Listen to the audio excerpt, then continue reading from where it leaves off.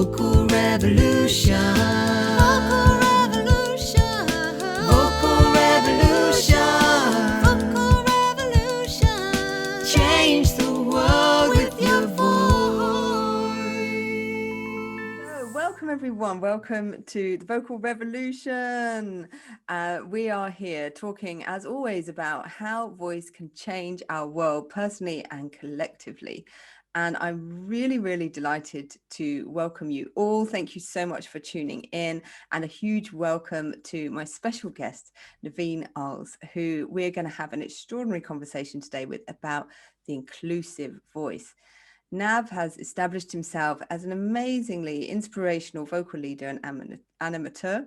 He's got 36 years of experience in music, including 26 years working with singing groups in all sorts of sectors, including senior management, well-being, prisons with people experiencing homelessness and asylum seekers, and also young people.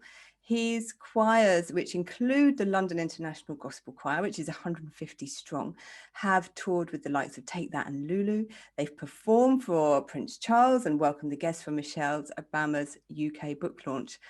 And his amazing commitment to social justice, inclusion and equality has led him to be invited on to advise the Association of British Choral Directors and Hal Leonard Europe on their equality, diversity and inclusion policies. So it's really important that we're having this conversation this week, because this week marks the anniversary of George Floyd's murder, which sparked the largest civil rights movement spanning all states of the US and over 60 countries worldwide. There's also a very potent situation at the moment happening with choirs in the UK, which we'll be discussing, and which Nav is at the centre of campaigning about. It has always been the case, sadly, that throughout history, the voices of certain sectors have been excluded, have been silenced, and have been misrepresented. So we're here to talk about how we can use particularly the power of voice and singing to make our communities more inclusive, more welcoming, and more representative, that we are a global community. So thank you so much, Nav, for joining me today and being part of the Vocal Revolution. Okay, it's such an exciting thing to get to spend actual time together and talk. We keep running into each other at events and in planning for events, but it's almost a luxury to have time to just chat, isn't it? And that, chat with purpose about what we're both excited and passionate about. So thank you for arranging to make time to make this happen, and for running this amazing series. I've watched a few of the episodes, and such great speakers who all have such a deep-seated passion for people, and that so exciting to see. But this week I'm trying to stay in the frame of mind and the conversations that isn't singing so good, because we're so busy right now in the conversations of we need to now do this, and we need to go and leverage this, and we need to engage that, and we need to communicate this, and it's just, I'm just trying to draw myself back to, isn't singing so good? And so yesterday was just an odd experience, because I've never been a great singer. I'm not, I was the instrumentalist who's landed up doing this, and and we all know instrumentalists don't tend to sing so much, and they really should listen to the instrumentalists. We should. It's such a great place to find our inner voice. But so I've always been scared of that, and then I didn't think I could ever really sing that well, and then sight singing, you've got to be joking. So then yesterday I landed up standing between my new boss and a colleague, both of whom are phenomenal singers, with an amazing pianist behind us doing a piece by Ola Yelo, The Rose, and there's me trying to sight sing the bass part, but luckily I got out of this one because I know the piece really well, and I love listening to it, and I have it quite frequently in my ears, so I knew exactly where the harmonic progressions were going and the sound was going. And luckily the bass part's rock solid simple, so I was like, oh great, C D E D C D E D C D E, fantastic, drop down to an A B E, phew. So it's just like but anyway, that was a bit terrifying, but also really just gorgeous, just standing in a room and singing and enjoying it and being really present in the sound with a beautiful Dan Moriyama on the piano behind us. I mean, he's an amazing pianist. So that was lovely. But yeah, so I'm just trying to remind myself this week, even just for yourself, taking the time for yourself whilst you're in the middle of fighting for all these other things to just love the sound of things. So nice. Yes. And that it's that beauty, isn't it, that inspires, because it's beauty that inspires change as much as our commitment to our values, but beauty being maybe one of our values as well. And the sense of what we can create, and the sense of that amazing uplift that people get as well when we create something beautiful together, and how that moves us to, in many, many ways, on many, many levels. Yeah. So I started playing the piano when I was 6. And there's an Asian need to have a child that's good at everything and does everything. So, there was a lot of pressure at home to do this thing and be good at it, like good at school, good at this, good at that, whatever. And, when you have furiously academic parents who have vast academic backgrounds, they want to progress everything going forward like that. And so they have this understanding that you will be excellent at that, and then you will go to university, be excellent at that, the many, many times they did. So there was always this, but that's a normal Asian family thing. So I got to playing piano. And by the time I got to 10, we'll discuss the ways that, behavior was managed by my parenting another time. But then by the time I got to I was 10, I realized, I could do this thing and these other kids can't. So as the wrong color kid growing up in a country at a time when there were barely any other kind of people of color, having also been very small, and the kid that was born crippled, so spent a year in a wheelchair, all this kind of nonsense, this 10-year-old needed validation in any kind of form it could find. And so could perform on these stages and went around and doing concerts and stuff, and this was all very exciting. And then I auditioned and I went to the music school, but that was purely through the grace of some amazing music teachers who invested a whole summer in kind of getting me to the stage of readiness for an audition to a music school. And then I went to, I got in by the skin of my teeth, and I was then a music school specialist as a boarding child, practicing 8 hours a day on a piano for most of my teens. And that's when I started to understand what music was, and I fell in love with it. But realistically, what actually happened was I started to fall in love with the ability and the action of playing music. The actual musicianship, the music itself, was still the thing that evaded me for a while. And then when I was in my early 20s, I was standing in a pub. So I grew up in Edinburgh, in Scotland, Aberdeen, Edinburgh, India. So I bounced around a lot, did 9 different schools on the way up. And I, day school, boarding school, private school, public school, like I've done them all. So I grew up in Edinburgh. It was home by this point. I'd made it my home for myself. I was in this pub, and that's because everybody when I was growing up would always be like, "Oh, you're the musician, so you should come and hear my friends. They're in a really amazing band." And I'd always be like, "Okay." So then I'd go along and I'd hear this thing. And from that perspective of the child who's at an elite specialist music school, who, I spent 1.2 hours a day practicing for 2 weeks straight on one descending passage in a listitude. And that was the only time that my piano teacher at that time, who is absolutely lovely as a person and a phenomenal human, but that was the only time that he applauded for my work in terms of practice and development. But that's because that's the level of detail that we were all kind of striving for, the perfect passages of semiquavers over thousands of notes, at ridiculous rates and doubles sometimes. So I'm standing in this pub listening to this band, and there were lots of thoughts going through my head. Guy can't sing. Bass, this is a bit boring. Drummer's not keeping time. Guitar's not in tune. But then what hit me really hard that night, which is why it's never gone away. It's one of my foundling experiences that evolved me, was there were 100 people in the pub bouncing around having a mad time. They were having an amazing time. And the band were having an amazing time. And there was this communication and this energy going on in that space, and they all belonged to it. It made sense to everybody there. And it was an amazing time. The room was bouncing. I mean, physically, really, actually, just everything was bouncing. Apart from this one snobbish fool in the corner. And at that point, I realized what music actually is and what it should do and can't do for people. That was the first stage of my understanding, and everything changed in my head at that point.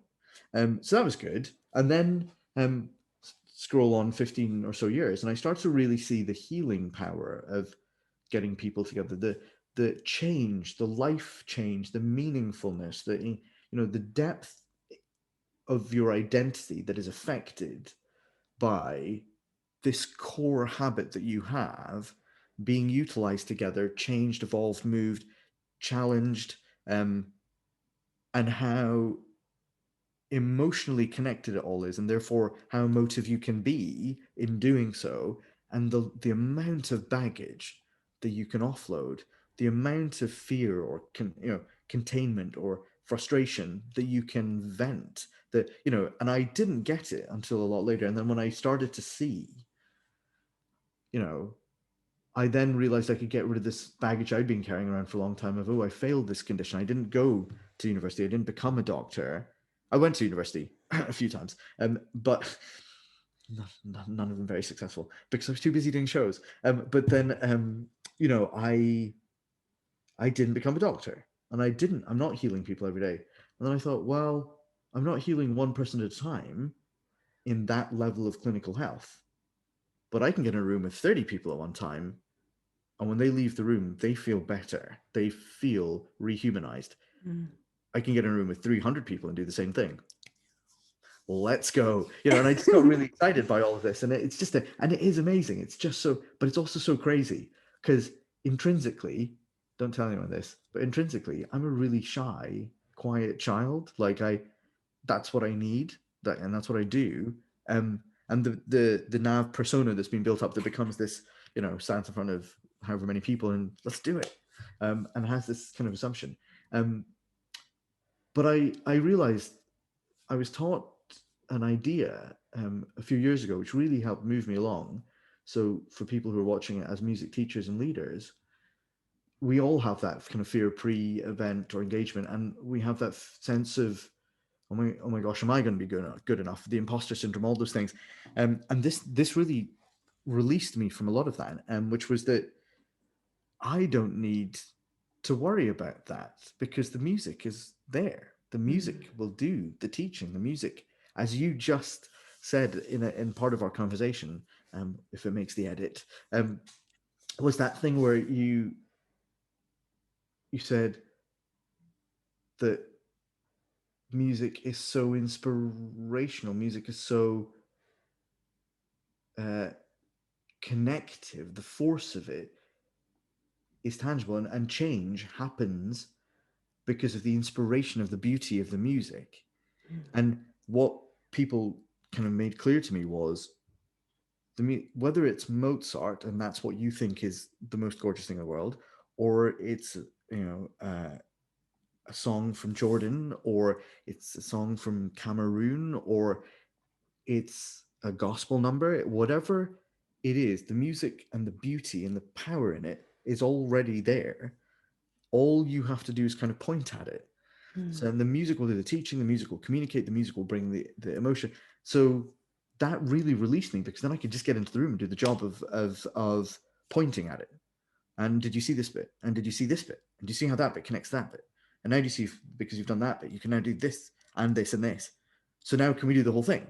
And so my excitement and my energy about music in a room now is so much easier for me to excuse. I'm not crazy. I'm just so enthusiastic that we get to the explosively fun music moment, and the next one, and then the next one, and then, and then do we really have to go home? Can we just go somewhere else and just keep doing it? Just more. Yeah. I know you have work tomorrow, but why don't we just keep singing? Wow, thank you, Nav, just for explaining that. And I totally relate to so many aspects of what you've just shared with us, which is firstly the capacity of and the excitement of realizing that change can happen in a room of people singing, and just how transformative that can be for ourselves personally, and the poignancy in your own journey of finding yourself through music despite feeling excluded and perhaps you know, yeah, yourself, and having to face your own challenges, so that music found you, and then you found this wider expression of it than your initial introduction into what sounds like a very disciplined, but amazing that you had that extraordinary immersion into music, because it's so rich, isn't it? And I think that's the amazing thing about music, is whatever form, as you were saying, whether it's Mozart that floats our boat, or whoever, whatever type of music, whatever we immerse ourselves in, or indeed if we're just jumping around to a band, you know, this is all, however we choose, it will take us on that journey, especially if we really get really let ourselves get right into it. And I'm sure you've seen that it's that process of letting ourselves get into it, as it were, that, and giving people permission, which seems to be a theme that comes up a lot over and over again actually in these podcasts, but allowing people to have permission and to feel that they can go on that journey with music, that it is safe for them. And then of course that being absolutely essential, that if they're going to have that experience in a room with people, that they need to feel included and welcomed, and that it's safe for them to go on that journey and express their voice, because you say this thing we have inside of us is deeply personal, and we can have, you know, feelings about and fears about expressing it. So thank you for sharing the richness of your journey. And what, I'm sure you've seen billions of stories in your work, but what I love doing on this podcast is celebrating, as you say, just that how good singing is, which is where we started. But what are some of your favorite stories that you've seen of singing around social justice, around equality, around those things that you're so powerfully committed to? Can I frame into that question, only because something you Yes, just please. said was really it's in my head now, and I want to talk about it. Just that if we're talking about inclusivity, I always find this, I'm sorry, I'm going to say it, but I find it slightly comedic, this whole diversity and inclusion thing, because inherent in diversity and inclusion is that's different, and I need to make it fit into mine. Yes, yes, yes. So when you say inclusion, why do I need to say that? You're in. So Yes. if you're in the room, I don't care what you look like or how you got here, like if you walked in or you rolled in on your wheels. I don't, why does any of that make any difference? Like, I don't have to talk about inclusion. I'm a human, you're a human, and we're in the time space together. What other justification do I need here? And I always find these debates like, here's tips and tricks and methods that you can, you know, increase your diversity or make inclusion more a thing. Are you kidding? Like, what you're talking about right now is the fact that you can't help but other some other human, and therefore you need to find a way to master yourself. And my favorite story, and I get maybe kind of angry about that, so let me move away from that dark space. But my favorite thought process around this is, and somebody once said this to me, and I was trying to remember the other day who said it, and I cannot. When you throw a ball into a room with a bunch of kids, the game just evolves. The kids just start to play. And as you start to play with them, woe betide any adult who's brave enough to do that, as you start to play with them, you start to understand that the rules are being created. They just grow. The kids know, oh no, you don't do that. Oh no, you have to do that. Okay, this is how we win this thing. That's what you do. And there is nowhere in the world where you would throw the ball into the room and the kids would run up, put the ball in the middle, sit down in a circle around the ball and start discussing what the game could look like and how it's going to work. And then setting up all the rules. And once they've agreed them, then getting up and starting to play with the ball. Are you mad? That doesn't happen. And every time you land up in the kind of the inclusion diversity conversations, you land up in this place where just look at children and the way that they behave. There is no hatred. They have to be taught to hate. And I'm like, and you have to be taught to be an ass, because what it is absolutely true. The playfulness of the child gets beaten out of us as we learn to, and we're trained to conform with society. And increasingly, as that happens, we compartmentalize and you know, with whatever kind of structures you get, you're institutionalized in some way into whichever culture, and you land up with these boxes. And therefore, now you need to figure out how to allow somebody else into your box. Boom. And all of that just makes me mad, because I'm just like, people talk about the universality of the language of music. And I'm like, no, that's not true. Sound is universal. Music is a cultural construct. You need to figure out how to get out of your own way so you can enjoy sound and stop forcing your cultural constructs of music on top of it, because those become inherently exclusive. And try as hard as you want, you're not going to sidestep a natural sense of identity that comes with that sound, that comes with that music. So you need to go back to the sound and be inherent. And so one of the things, now don't let Tom hear this bit too much. But one of the I've had these conversations with corporate organizations that I've done workshops with, and after the workshop, so I sell them the product before, then we do the workshop, and after the workshop, there are people raving about it, and they're always like, that was really good, it really achieved. So the goal is always find your voice, identify yourself as a person, enable yourself to feel stronger as a person, because you can use your voice to advocate for people, to advocate for yourself, to seek justice on things, just to be present in the world and do what you want to and feel more empowered to do so. That is important for everybody. So this is the purpose of the workshop. It's a creative workshop that helps you find yourself. So you could do poetry writing, or you could do and this is the bit where I was like, don't let Tom listen, you can do African drumming and stuff. But every time I manage to say to the people, well, here's the reality. What happens is you can go into that room, the drums are set up in a circle, and you can sit down and you can start drumming. And it's exciting and it's challenging. And it's an experience for sure. And you're surrounded in the sound. That's exciting. And that's all great. And you go through the personal journey of knowing that you're being judged for your ability by the group on your ability to hit this thing. But then when you go back to your role in your organization, your role isn't about hitting things. So that's okay. The level of judgment you contain on the hitting the thing is real, and at the time you feel it and you go through those internal kind of battles, fine. And then when the whole experience is done and you've enjoyed it, it's been great and it's a good memory, it does stay with you guys, you put the drum down and you walk out the room, and the judgment both on your ability to hit something and your ability to learn and grow and do something new or challenge yourself, all those things that are about judgment of you and therefore your ability to move forward and have that sense of value and worth, they stay with the drum.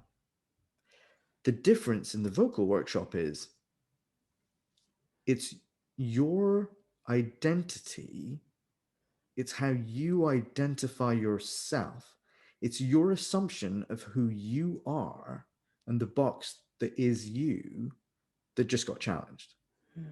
It's your sense of everything that you think is, this is how the world works. I walk like this, I stand like this, I sound like this. I'm limited by the way I sound to do this and this and this. And as you pointed out earlier, people have cultural value judgments around all of those things, and culture might have told them they can or can't sing. And sorry, this is relating to the bit where you said, music has this history of ideals, and I would argue that Western and broad spectrum educational music, but Western society and culture over hundreds of years in Europe has built this idea of a line between performer and audience, and never shall they cross. Music evolves through the jazzes in the Americas, and that changes the culture of that. So you're now allowed to applaud during and enthusiastically show your appreciation for the soloist in the jazz solo. And in other cultures, as per Daniel Levitin's book, this is where I got that direct piece of information, but everybody said it. In other cultures and other languages in the world, there are no separate words for sing, dance, celebrate. It's one concept. And how would you not do all of those things together? Are you broken? So, in all of that, the workshops, the vocal workshop goes right to that core of you learned the best and the most when you were a child and you were playful. And your sense of identity is now being boxed in, and then you turn up in this room, and what I love doing is reaching into that box and going, nope, get out. Let's go and play. And when we go and play, we're going to just be stupid. So for a while, we're just going to spend some time slapping ourselves in the face, running around the room, doing stupid things, which you apparently don't think you have the permission to do anymore because you're a grown-up adult and you're very serious as a person and you've earned the right to be treated with respect. Very good for you. Now let's go and play. So then, once we play and once we hit that place where, that is normal, then everything else becomes normal. Oh, well, if I can play that game, then I can play this game. Oh, and if this game involves sound, okay, great. Okay, but now we have to make sound together, but you have to go over there and you have to, and then we're singing, and then we're doing music, and then we're making music. So my corporate challenge to anybody watching this is book me, turn me up in your office. I will take all of your office as a team, and within 2.5 hours, they won't see this coming, and we won't tell them it's going to happen. But I guarantee in 2.5 hours, we're going to run outside somewhere, find some random place, flash mob it, hotel reception, conference center reception, cafe in the conference center, I don't really care. And we're going to run back into the room and giggle about it a whole bunch and feel like we were rock stars. It's so easy to do if you give yourself permission. And so I love that expression, and I fully believe, and I am fully committed to the game that goes behind giving you permission, but getting you out of your own way in order for you to allow yourself to give yourself that permission. There are steps to build into that. And then once you've done that, then you have this capacity to now go and play. And now that you've found that you could reevaluate your own sound, do you not have permission to now go and reevaluate how much progression could I make in this organization? What could I do? What change could I affect? What else am I allowed to achieve now if my own voice wasn't something I didn't understood I could use it more powerfully? So this is why I always sit down with the people in the debrief afterwards and I say, this is why this is so successful as a workshop for you. And this is why people are still talking about it. This is why now at every company meet you have, they randomly want to sing a song together, or they sing songs from the workshop day, because it taught them to fall in love with themselves again. And so this whole inclusion and diversity conversation, it's just, I'm sorry, the phrase I have in my head right now is so childish, but it's just so barf. I'm just like, oh, seriously, stop making yourself seem so much more important than you are. Just enjoy the fact that you're human and it's fun and we can play together. And this painfully comes from the kid who went through 9 different schools. I don't have time to wait till we can figure out if we can be friends. I might be moving tomorrow. You might be moving tomorrow. I might not be here tomorrow. You might not be here tomorrow. So where I'm sitting right now, you're my best friend. Should we dismiss the rubbish? Just get on with it. Like, we can play right now.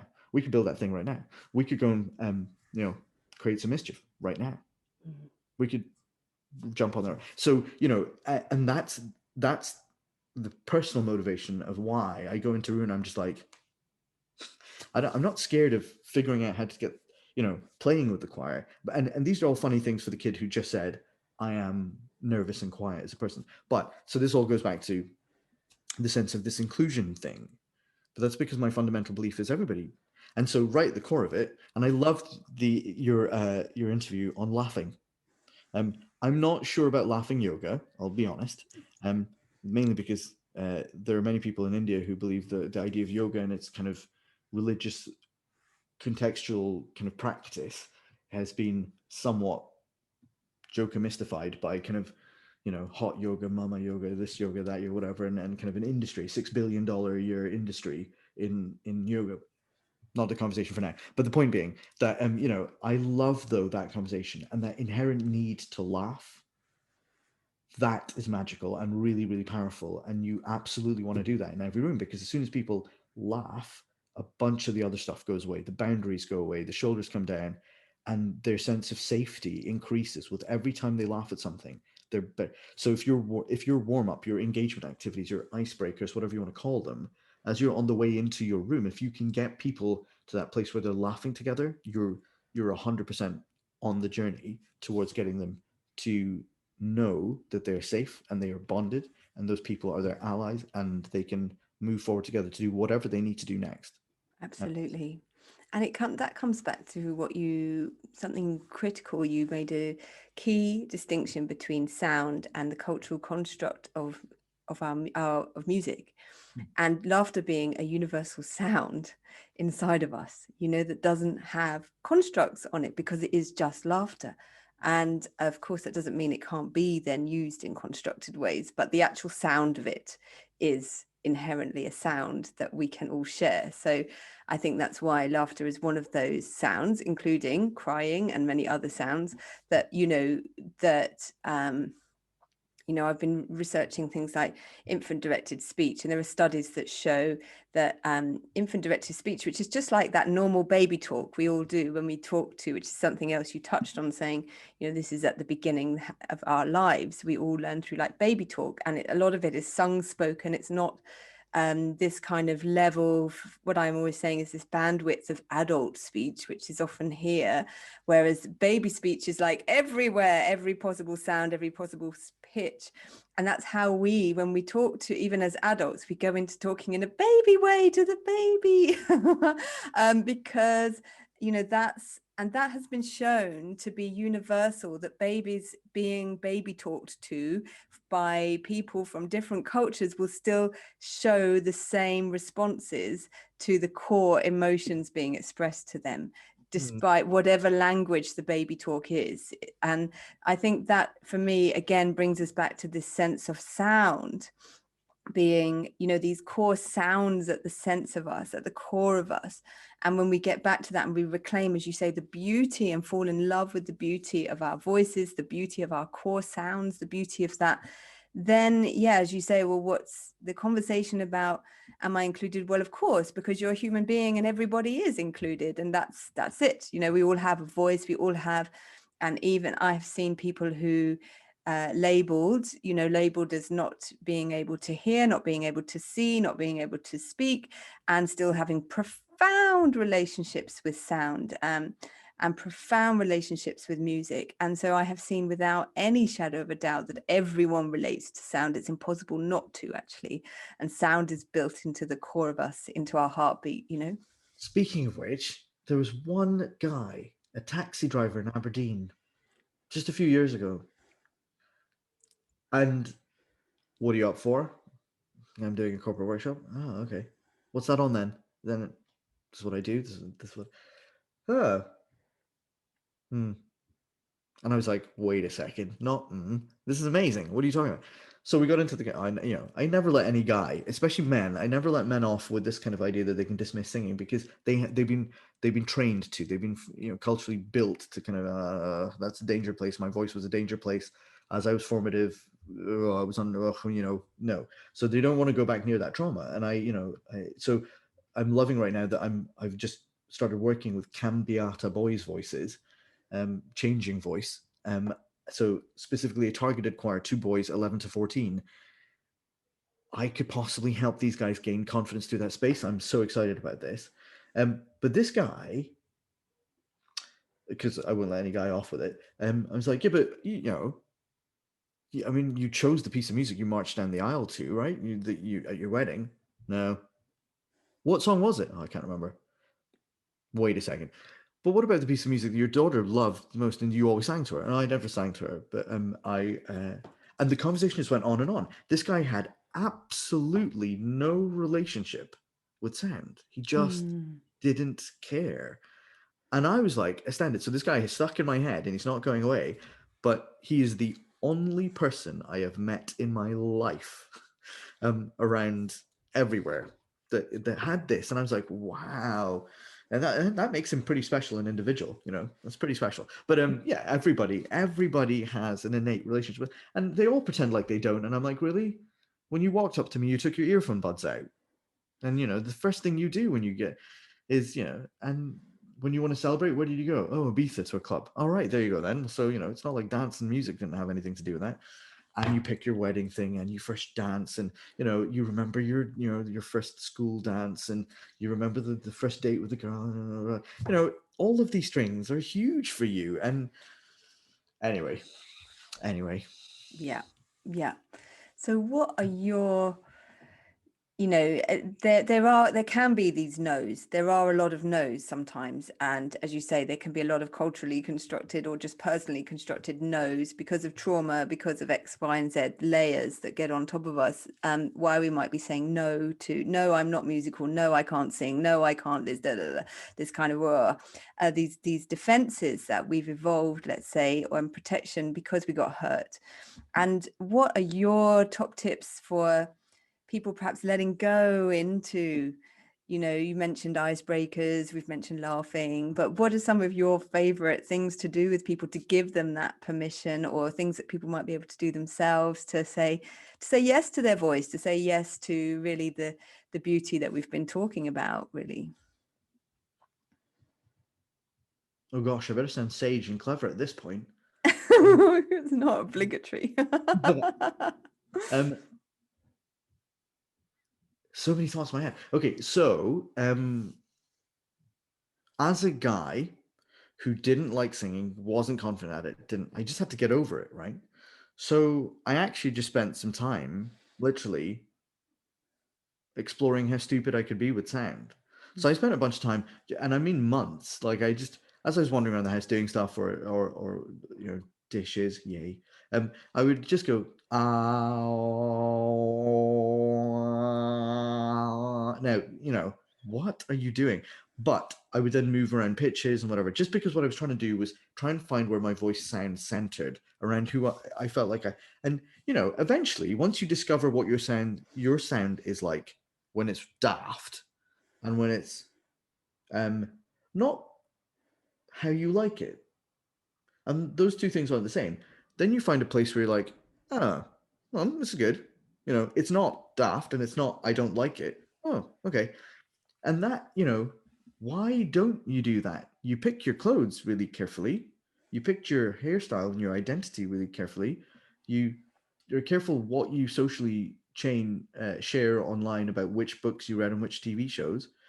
You only go to certain places. You don't buy coffee in Starbucks anymore because you don't like how they do. So how come you don't choose your sound? Have some fun, find some sound. That and then the thing that I always say to people is, well, if you can shout to save some kid running across the road and there's a bus coming, then you can sing. You know, you can make that kind of noise. No, you didn't have to understand physically in your head which muscles am I going to change and what am I going to do that will project my noise louder and across the street. If you're standing at one end of the square and your friend is at the other end of the square, or you're on one platform in the station, your friend's on the other platform, you know how to, you'll just automatically engage sound to get to them. So if you can do that, if you can shift sound control so powerfully. And then the other thing I always used to say to people, and this was my street pitch for guys to come singing, was, so this is getting away from the very base barriers of, oh, I don't have permission to. Okay, back in the days when you used to have a phone that you picked up and went, hello, back in those days, how long would it take before the voice on the other side would be clear to you as one of your family or your spouse or your other half, one of your kids? How long? And then how long before you know if there's a problem or they're in a good mood or something's exciting but something's happened? How long before you can sense the mood they're in? And again, it's, you know, it's syllables before you figure out it's your mum. It's maybe a few more syllables, but some levels, and it could be just one syllable before you go, something's up. That was the sob sound. That was the, you know, bam. So if you can decode that, then you can encode it. Because you know when you're frustrated, you can tell people and you can show them. So if you can do those two things, how can you not sing? Like, it's just the capacity to change coloring and shaping and send a message. So if you can do it with such adept control in all these different environments, how do I speak in a meeting? How do I speak with my sibling? How do I speak with my spouse when I'm in trouble? How do I speak with, you know all these. So get away from the idea that you can't, because you absolutely can. It's just you don't. How good are you at horseback archery? Not so good? Well, maybe that's because you don't spend any time sitting on a horse trying to shoot an apple off a tree from a distance behind you, as the horse is galloping. That sounds hard to do. It is hard to do, but if you spent time doing it, you would get better at it. How much time do you spend singing? Purposefully. not just like you didn't notice you were doing it, or because the football game happened, or some chant, or a happy birthday in the office. But how long? Like, just for a few minutes? Why not? Just sing along with the song on the TV. I dare you. So they're the base levels of like, let's get them past the nonsense, which is those things. And then there's the, once you're in the room, getting permission to just make silly noise. So at the beginning of my kind of sessions, there'll be all these kind of exercises where you just do stupid things that make you remember to laugh at the fact that you can't do stupid things.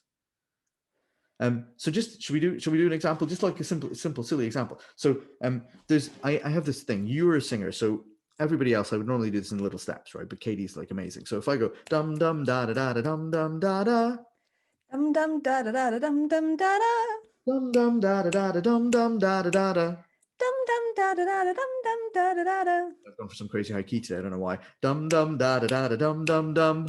Dum dum da da da da dum dum dum. So dum dum da da da da dum dum da da dum dum da da da da dum dum da da da da dum dum da da da da dum dum go. A dum Dum dum dum da da da da dum dum da da dum dum da da da da dum dum da da dum dum da da da da dum dum dum. Is that something like level that? one is just getting sing it together. Katie's amazing, so she just did that like that. And I would take a few more steps to get the room to it. And I would never go near this at the very beginning of my corporate workshop. There's a whole bunch of stages to get to here. So when I get to here, I have a very carefully mapped out route, by the way, like a 47-minute warm up. And I totally, there's a pathway and I know, and I'm taking them through little bricks that I knock out of the way so I can get them to a certain place. They've done that, right? So level one is just singing it. And then level two is like really simple physicalizations that go with it to play as a game. Level four, though, is this. Tap your thighs. As you're watching, tap your thighs, right? Now, grab your nose and your ear like this, crossing your arms. So for anybody who's listening, what I've just done is I've tapped my thighs. Now I've reached up and I've grabbed my nose with one hand and I've crossed my arms in front of my face and grabbed my ear with the other hand. So I've got my nose and my ear with my arms crossed, right? Now go back and tap your thighs again.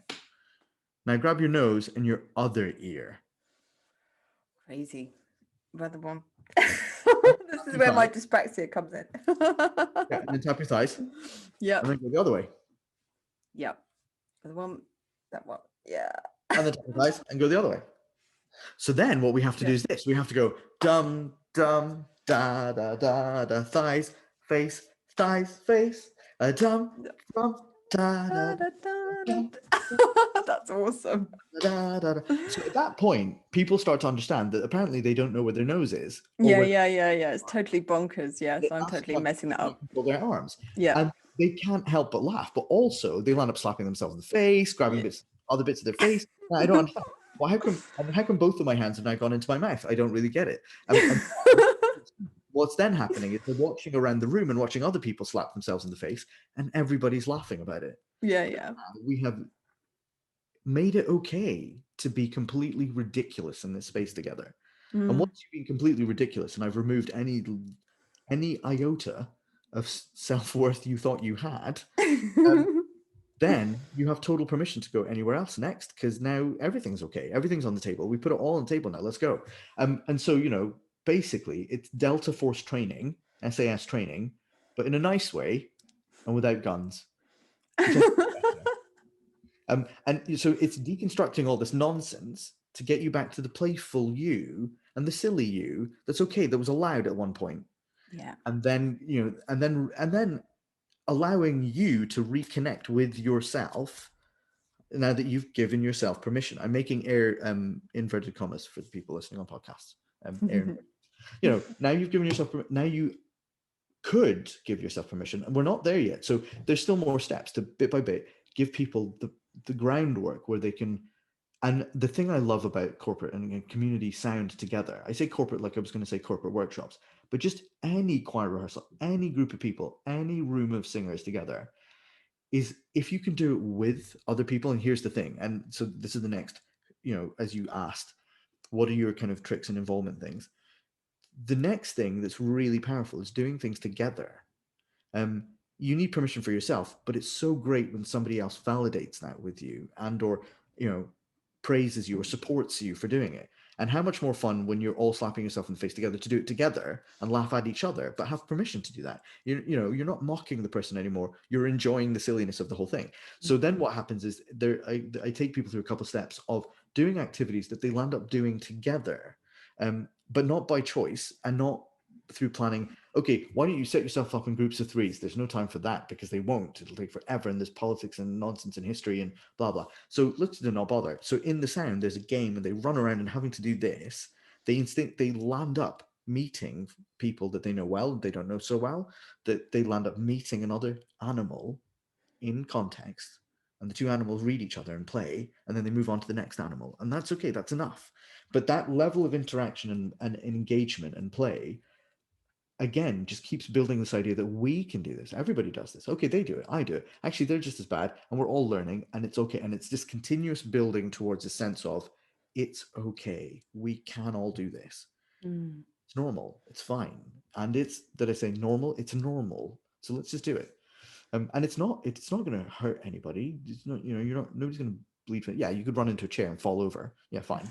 But that's going to happen. But so these are some of the things that are always in me and are the driving forces behind anything. So whenever I'm in a room and I watch other musicians do something, or I'm in a choir rehearsal or watching any event, I'm hawking, I'm eyes on the leader the whole time, but I'm reading the room to see what little trick did that person have or use that had universal currency. It just somehow got to everybody.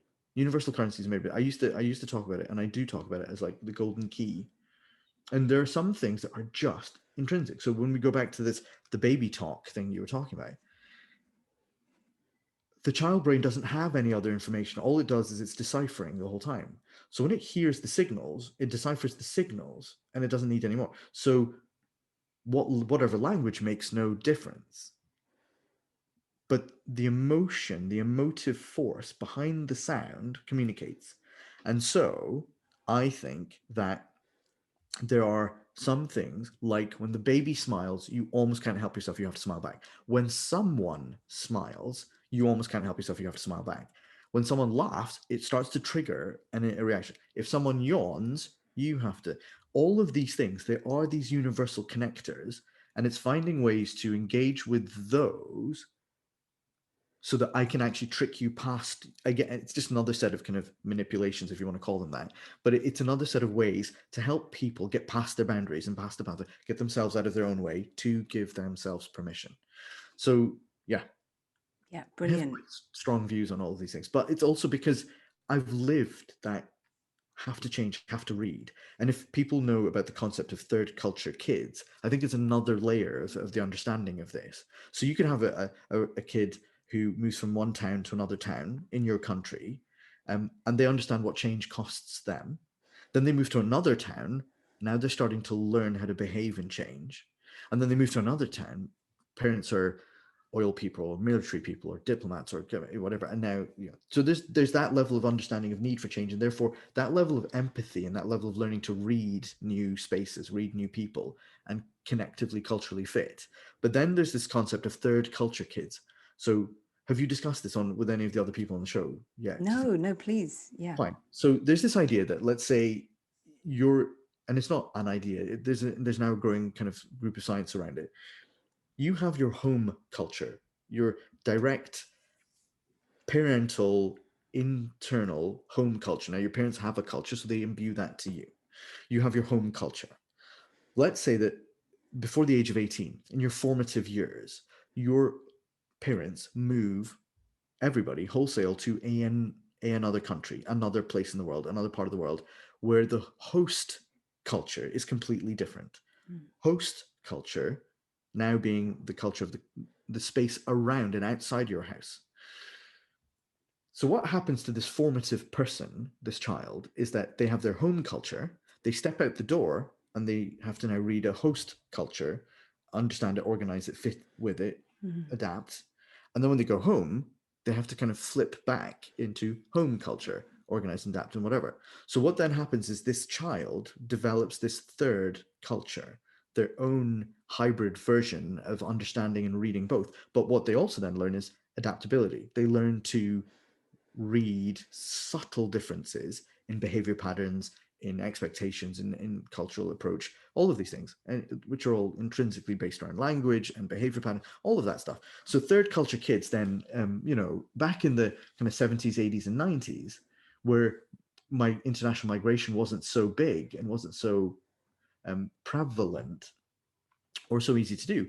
You talk about military brats and diplomat kids and diplomat brats, and you talk about missionary kids and people who, oh yeah, my parents were in oil or the aviation industry, so they were in like the Far East or something, and I grew up there, or I was born there and then I moved back here. There's a huge bunch of stories about how through the 70s, 80s, 90s, when then the big multinational is opening a new office in Hong Kong, they're like, get Steve to go. Like, for some reason, he's like really good with everybody. Like, send him. And you find that Steve's a TCK. And Steve goes and immediately walks him through and goes, oh yeah, cool. This is China, peoples. And he starts to operate in that room because he just gets some subtle differences. Now, there were great examples in the textbook that I read about this. For instance, a clinic in an African country. I'm so sorry. I don't remember from the example of the book from 20 years ago what the country was, but so Africa, biggest continent in the world, 1.3 billion people, 54 countries. Let's remember, it's not one thing. I get it. I very much do. So in a clinic in that country, in that specific context, this international doctor was then flown in to start working with the project, and they were like, please help us fix this. Every time we give them the prescriptions for the AIDS treatment that they need, they walk out, bin the prescription, and don't do anything with it. We don't understand why. So this doctor just watched for a morning. And in the lunch break of the doctor whose room it was, they clocked it, went over and moved the desk from one side of the room to the other side of the room. Just flipped the desk around, put it up against the other wall. And for the whole afternoon, the doctor then had the same appointments, filled out the same prescriptions, handed them to the people. They went out of the clinic, went straight to the pharmacy, filled out the prescriptions, and went home with the drugs. And the clinic were like, what happened? How did you do that? And the doctor was like, well, where the doctor was sitting, he was at a desk, talking to them to his left. He would then write the prescription with whichever hand he wrote with, it doesn't really matter. But then he would hand the prescription to the person sitting on his left instinctively with his left hand, because that's on his left-hand side. The person's over there, so I'm handing them the thing. Done. And in that culture, your left hand is your unclean hand. Anything given to you with your left hand, with a left hand, is of course not to be valued. It's tainted. So it gets binned. So flipping the desk to the other side of the room, forced the doctor facing the wall on the other side, meant the patient was then sitting on the doctor's right, meant the doctor then filled out the prescription, handed the prescription to the people with his right hand. So they then got a thing of value, which they could accept and now do something with.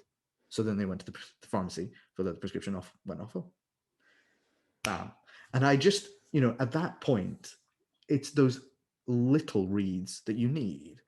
So third culture kids, TCKs, is what this whole thing is around. But on the flip side, you then have the slightly sad and danger side of all of this, which is that, and I don't mean slightly, I mean vastly sad. Mm-hmm.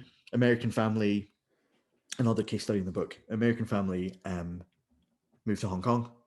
Girl grew up in Hong Kong the entire time. She was very young when they went. She was like 1 or 2 or something. So she lived her whole life in Hong Kong. 18, the family makes a decision that she goes back to the US to do university. Goes back, doesn't feel comfortably fitting in, doesn't enjoy it. 3 years, forces herself through university. Second she graduates, is on the plane back to Hong Kong. Home.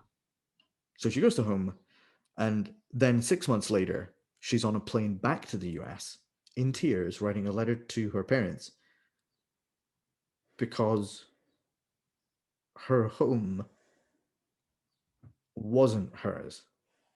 They wouldn't give her a job. Having graduated, gone back to now find a job, settle down in Hong Kong, the jobs had to go to the Chinese first. That was the policies. And it wasn't because they didn't like her. It wasn't because she wasn't a strong enough candidate. She was an American. And everything about her own sense of identity was devalued because she wasn't given permission to be. So there's a dark flip side to this thing. And in these little corners is where this inclusion and diversity conversation just makes me mad. I find it annoying. I find it remarkably short-sighted. I also find it really dismissive. But and then I don't get to have enough of these conversations where I get to find out more about how people who are resolving these issues or trying to find ways to combat these issues are succeeding. So I found my way, which is through sound. Yeah, yeah, absolutely. So when we appreciate what you're saying is there are these things that are like, we've got these cultural indicators, like that was such a powerful example of the left and the right hand. Yeah. And if you walked into that culture and you didn't know that, you wouldn't understand, right? So there are these constant cultural signals that being given out wherever we are, aren't there? So we have to navigate. And those cultural signals are the same cultural signals you get when you walk into a choir rehearsal, where the scores are handed out. The conductor isn't greeting you. It's just like, okay, let's rehearse. And then let's go to bar 23 and we go from there. Could I get the alto part? Boom. Okay. That didn't work. Guys, it was an F sharp. Should we go back and sing that again?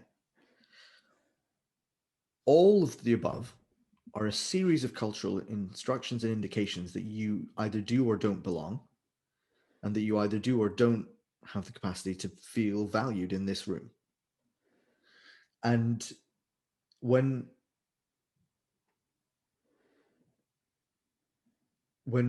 people then have these moments where they say, oh, but I want to make my choir feel more inclusive, right at the very base of your operation, you have to start looking at what your value of people is and how you frame everything about how you do what you do. Because if just handing, I live in London, and it wasn't until I moved to London that I remembered that I was brown.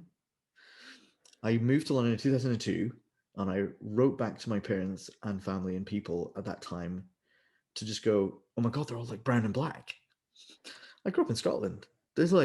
We were amazed on the Tuesday night hip hop club night that we used to go to in this one club.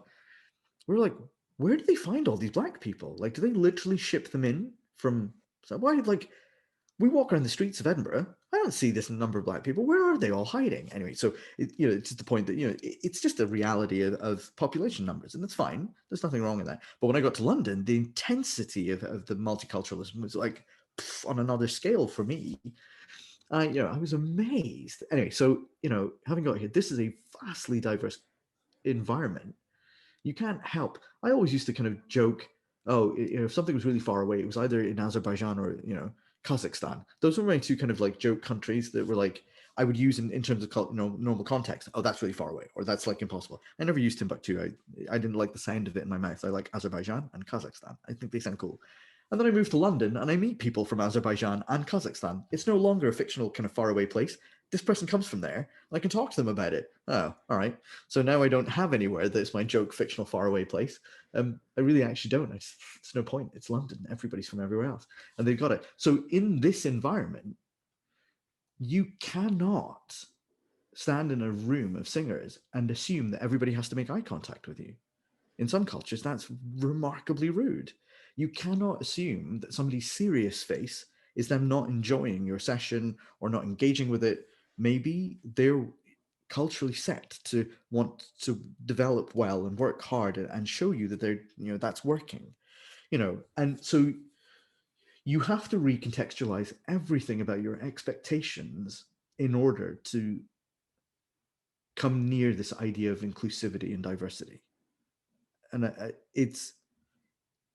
there's no light edge to this stick. There's no quick way. There's no kind of do this, then do this. Let me write your 2-page briefing sheet. You'll be fine.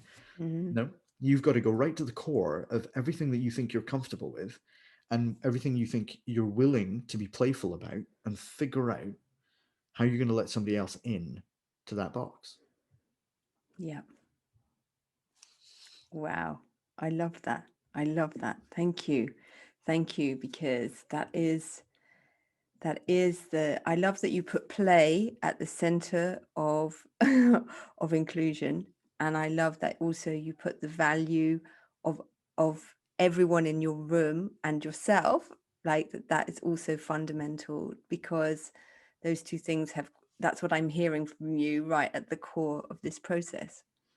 And it is as you said, when you talked about reflecting on, oh, I didn't become a doctor, but I became somebody who changed people in rooms.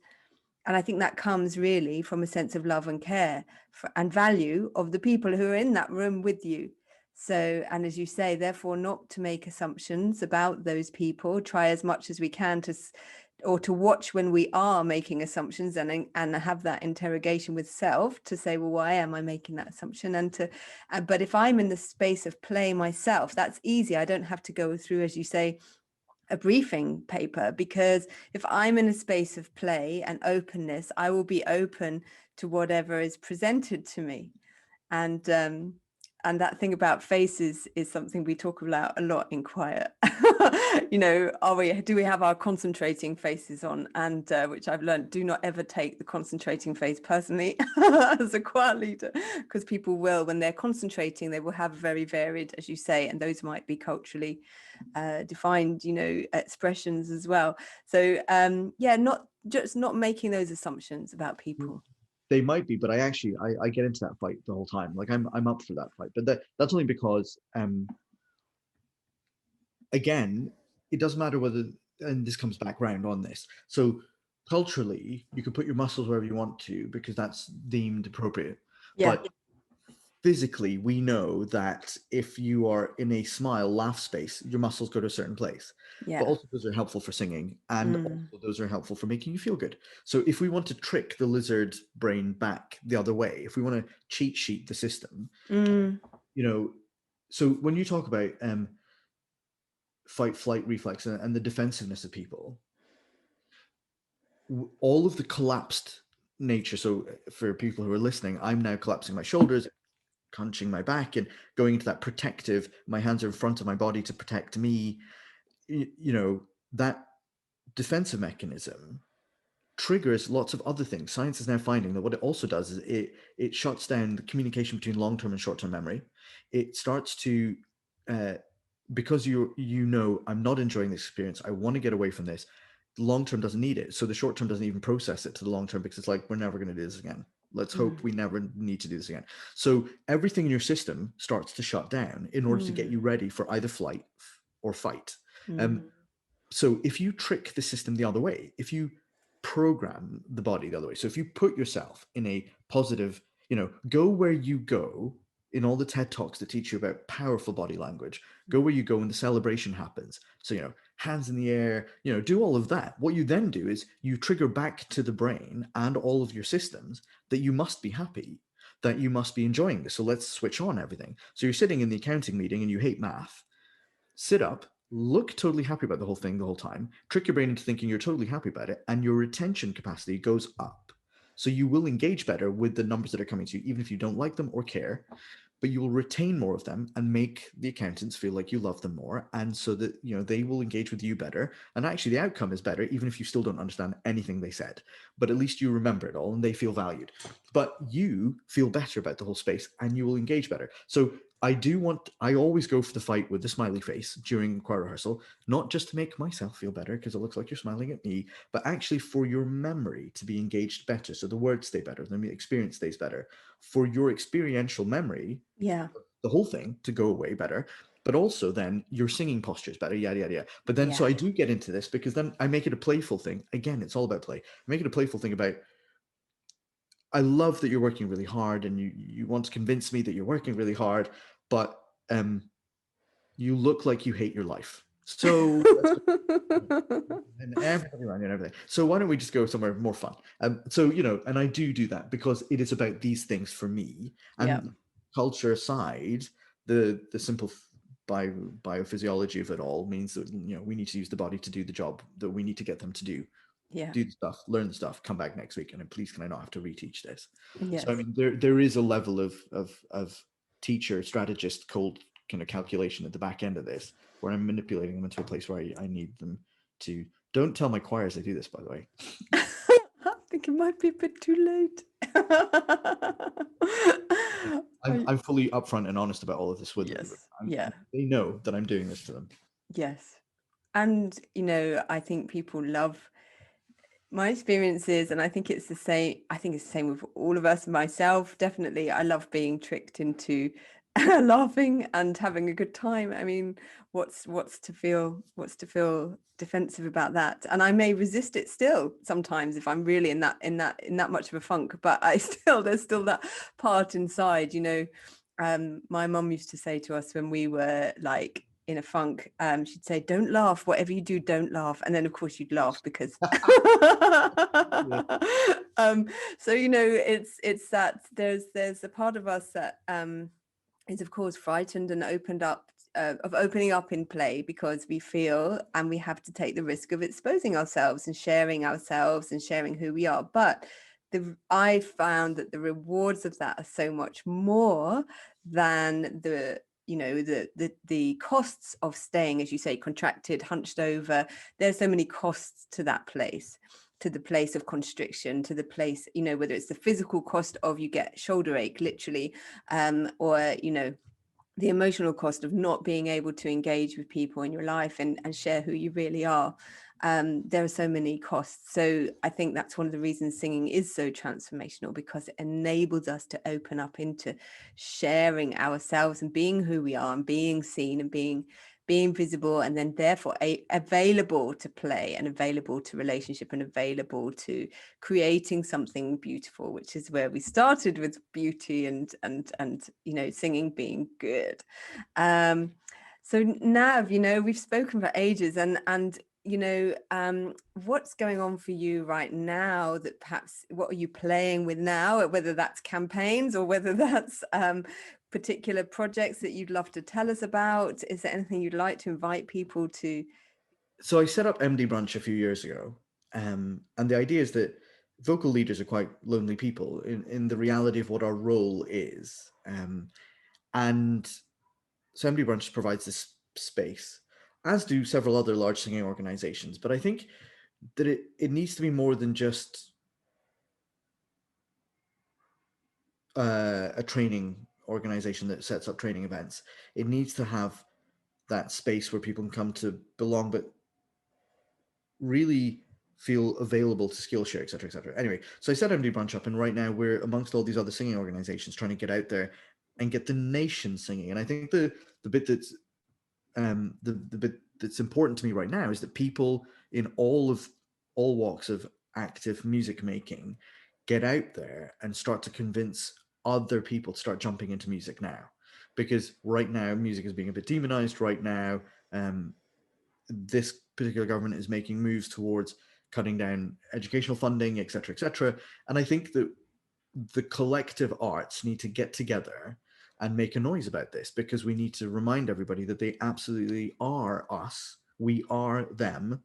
And we all do this together, and there's no way we should. Anyway, so you get this, and most people listening to this will get that. But so right now, I would say the thing I really want people to do is keep an eye out for things that are coming in terms of information and opportunities to lend your voice to the argument that we need the arts to be better, to be more securely set within the educational and cultural context of the UK, because we're at risk of things.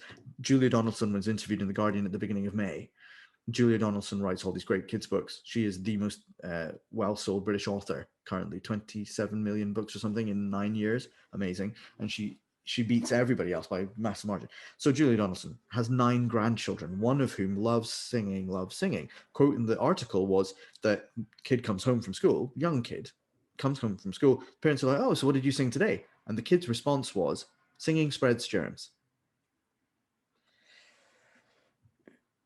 I was floored reading that. The level of sadness and rage, but sadness mostly, just that my most precious thing could be so immediately broken.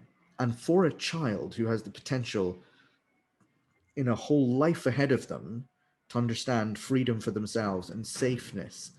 Anyway, so we all get it. Anybody listening to this probably gets this. But so we are in a place where the damage that is being done by the pandemic inadvertently to the constructs that are saying, well, maybe nobody should sing for a bit, or we should be safe about it, which is now a fallacy because the science hasn't moved. The UK hasn't published new science. The person who was funded by Public Health England to do the science stood up just this week and said, what are we doing? We should get back to singing. It's totally fine. The scientist funded by the government department who published their findings last July, that's July 2020, we're now May 2021, and the inference was, oh, the science has advised us to not do it. But there is no new science. Your science said it was fine. So sorry, come again. So we all need to step up and make that message much more clear and demand a change on that, and then be careful. So in terms of what I'm doing, it's not really what I'm doing right now. It's what we all need to do. And there's a much bigger set of noise we all need to make, and it's all musos need to get on this right now, because otherwise we're all going to be looking down a much. If we thought this last year was bad, we're setting up a future of much more difficult. And anyway, and that's generations of people that we need to fix and help. So if singing is all about well-being, which is what I hope the message of my random garblings and mumblings of today have been, then there are a lot of people that need a lot of help. So we need to get out there fast. One other quick, by the way, slightly detached corporate drop is for other things that I am working on right now, and in a funny way it's about accessibility, is the whole kind of, I started working last year for MTB, the Music Teachers Board, and so all of us have done these music exams, the way that we validate ourselves, the way that we train ourselves, the way that we prove that we've done something. But because in the UK, in the cultural context of the UK, music education has taken on grades and grade exams as a anchor, as a cornerstone of how we progress and show, to the point that schools require a grade 5 to get in it, a scholarship or even entry or consideration or whatever. You need all these validation points. So I started working for MTB because they're the fifth official Ofqual regulated music exam board, the new one. So alongside the other ones that exist, they are the now new one. But the difference is they allow students to play whatever material they want. They can record their exam on any day of the year they want and submit it online, and an instrument specialist examiner comes back with results. Now, the reason that, why am I, shilling a kind of an exam product? Well, because I work with a prison choir, and one of the things that MTB has just launched is their performance exams, which means you walk onto camera, you perform a performance set, a recital, call it whichever part of the world of music you come from, and then you walk off the camera. That's it, it's done. And you're examined on, yes, your musicianship, yes, your technical skills, but your stagecraft and your artistry, but you're just examined on the whole thing. So just a camera, walk on, perform, walk off. Okay, great. But because I can do it anywhere, and I can do it with whatever repertoire I want, so long as I send the material to them for free, get them to assess the material and send it back for free, and say, yeah, that's appropriate for grade 3, grade 5, grade 6, whatever, I can now go into prison on any day I want and get Johnny to just sing the songs we're doing anyway, which I've had quietly pre-vetted, and I paid for the exam through the funding of the organization that we work with or whatever. And Johnny then gets a real certificate. And if we're talking about rehumanizing people or giving them value and a sense of self-worth, I can get these guys in prison UCAS points. Mm-hmm. So if they want to really consider a set of changes or a next step in whatever they're doing, it might not be changes. I worked with one guy in prison who had 2 PhDs and was remarkably powerful in the city. So it's not like he needed an education. He had enough UCAS points, thank you very much.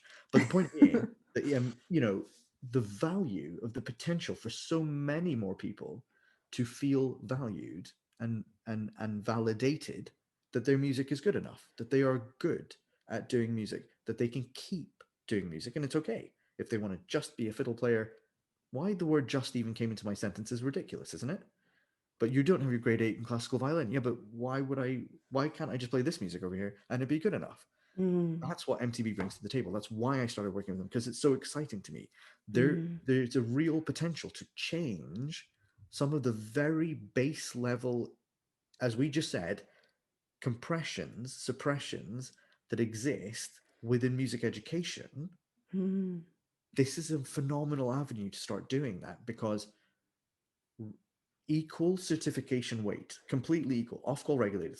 So anyway, so the point being, there's my little sales pitch. MTB, Music Teachers Board, check them out. This is wonderful to hear that you know, and what an inspiring message to share for the inclusive voice, you know, at the end of this episode, to say that yes, there are now ways to perform. And I mean, I was thinking also, of course, of the internet, you know, that people, you know, like the sea shanty that just went viral, you know, how amazing that is, that people can get on camera now, because, you know, when we're obviously privileged enough to have those kind of gadgets, but, you know, that people can be at home and have been making music and able to now have that power, and that to be validated on a mass scale, without having to pass through, as you say, certain hoops, certain gatekeepers, certain, you know, systems. So amazing. Thank you for sharing that. I'm going to really look into that, because yeah, as you say, it validates people, allows people to measure their growth in a way that is inclusive. Thank you, Nav, and thank you for all you're doing. It's just, and thank you for just coming on and playing and making me put my nose and my hands all in the wrong place, and and having fun with us today, and being so inspirational in all that you're doing, and so committed. I'm just so honored that you came to speak to us today. So thank you so much. It's brilliant, and sharing all your wisdom. It's brilliant. We are the same, Katie. You're doing all of this. You know, it's just a privilege to get to sit with a colleague and talk about it sometime. So thank you for, you know, and for all the people you've had on the show. You know, they all are I like to use the term, you just use the term gatekeepers. They're all gatekeepers to this thing.